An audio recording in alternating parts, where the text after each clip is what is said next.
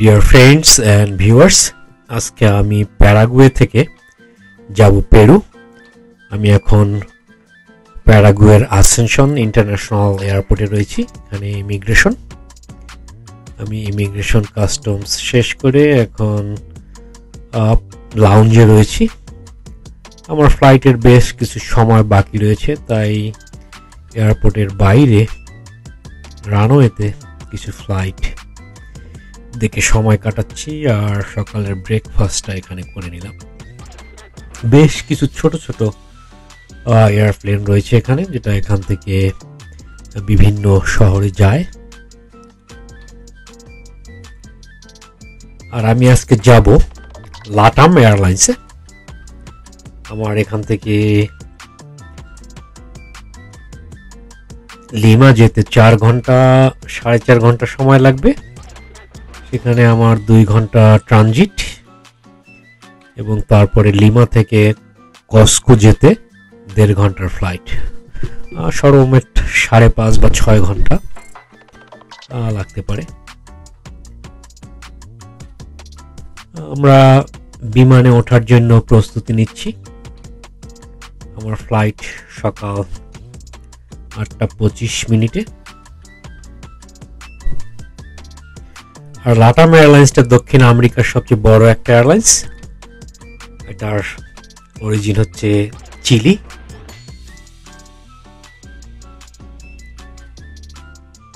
এবং এদের বহরে 164টা এয়ারক্রাফট রয়েছে। এবং লাটাম এয়ারলাইন্স এদের যাত্রা শুরু করেছে 1929 সালে। আমাদের সকালে নাস্তা দিল বিমানবালা তারা। কফি নিলাম এখন। আমি অবশ্য ব্রেকফাস্ট করেছি, যার জন্য আমার খাবার একটা খুব দরকার নেই। এখানে একটা পিলো দিল, এখানে একটা কম্বল, লাল রঙের কম্বল।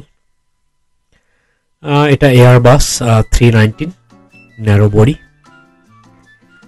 তো বন্ধুরা, আমি এখন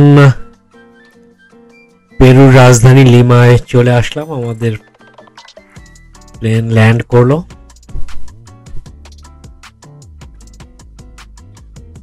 আমাদেরকে হেঁটে ইমিগ্রেশনে যেতে হবে। এখানে বাস এসেছে আমাদেরকে নিয়ে যাওয়ার জন্য। লিমা এয়ারপোর্টটা বেশ বড়।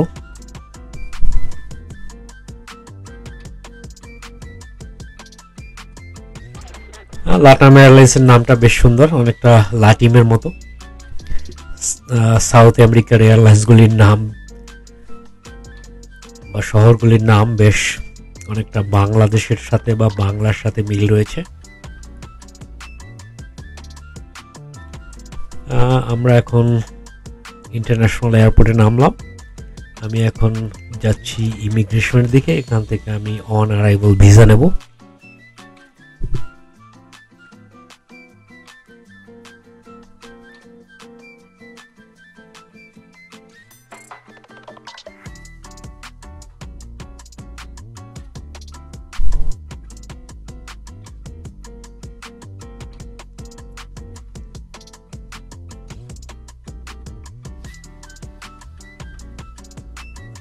ইমিগ্রেশনেও বেশি লম্বা লাইন ছিল না, বেশ দ্রুততার সাথে তারা আমাদেরকে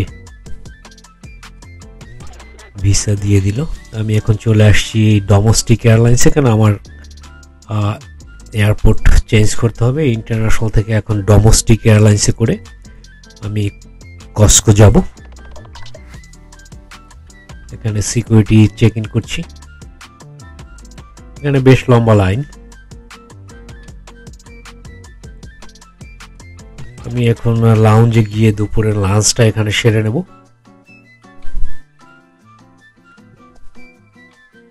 লাঞ্চ সেরে যথারীতি আমি গেটে আসলাম। গেটে এসে আমি বসে রইলাম। এত ব্যস্ত, এত মানুষ আমি শুনিনি কোন সময় তারা আমাদেরকে ডেকেছে। দেখুন, প্রচুর যাত্রী, এবং এদের ইংলিশে কোনো অ্যানাউন্সমেন্ট ছিল না। আমি একদম লাস্ট মোমেন্টে গেটে গিয়ে জিজ্ঞাসা করলাম আমার ফ্লাইট।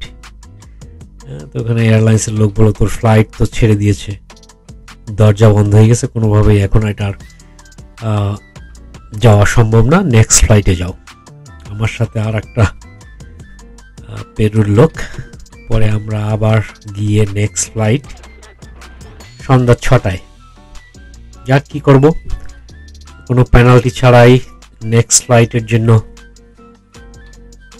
টিকিট নিলাম, বোর্ডিং পাস নিলাম, নিয়ে আবার লাউঞ্জে এসে এইবার খুব তাড়াতাড়ি আমি নিচে চলে আসছি যাতে ফ্লাইট মিস না করি।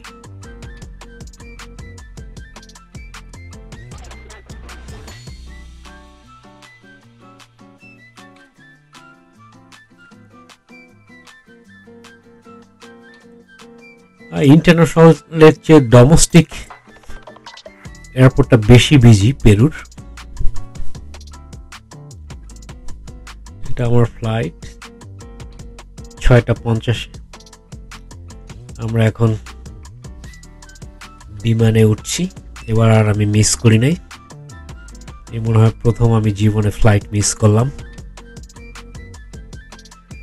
ভাগ্যিস ভালো নেক্সট ডে ফ্লাইট ছিল, আরও একটা ফ্লাইট ছিল প্রায় প্রতি ঘন্টায় এদের ফ্লাইট পেরু থেকে কস্কো, কেন প্রচুর লোক তারা কস্কো যায়।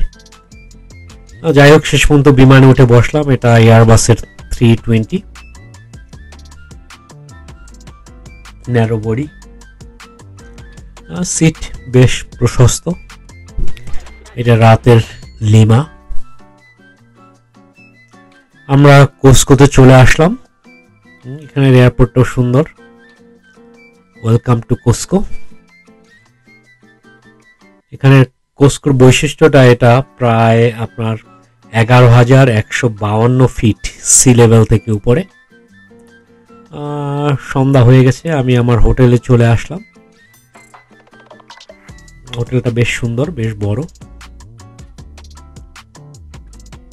একটু একটু হালকা হালকা ঠান্ডা।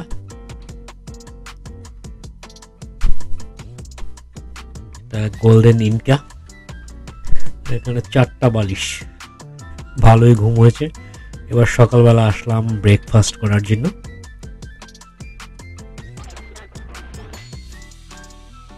সকালবেলা ঘুম থেকে উঠে দেখলাম বাইরে পাহাড়, পাহাড়ের পাদদেশে এই হোটেলটা। এখানে ব্রাজিলের একটা পতাকা দেখলাম, এখান থেকে পাহাড়টা দেখা যাচ্ছে।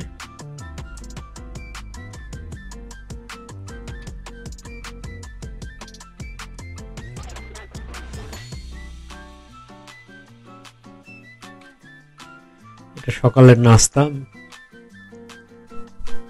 ম্যাঙ্গো জুসটা খুব সুস্বাদু।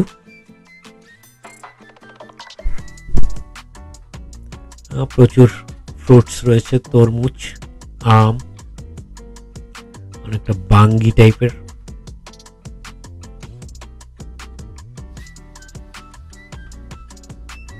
সব মিলিয়ে হোটেলটাও ভালো, নাস্তাও ভালো। এখানে লবিতে দিনরাত 24 ঘন্টা চা কফি থাকে। আমি এখানে 1 রাত থাকবো। 1 রাত থেকে আমি আজকে সকালেই চলে যাব কুস্কো, মাচু পিচু।